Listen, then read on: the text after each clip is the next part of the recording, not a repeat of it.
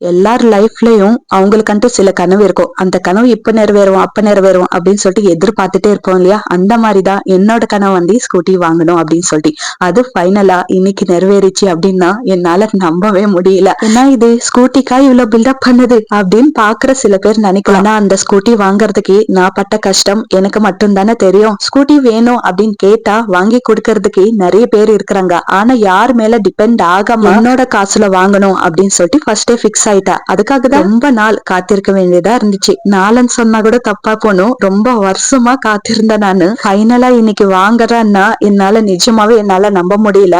ரொம்ப சந்தோஷமா இருக்கு. நான் ஒண்ணுதான் நம்புவேன். அவங்க வாங்கிட்டாங்க இவங்க வாங்கிட்டாங்க அப்படின்னு பார்த்து பொறாமப்பட்டு நான் வாங்குற ஆள் நான் கிடையாது.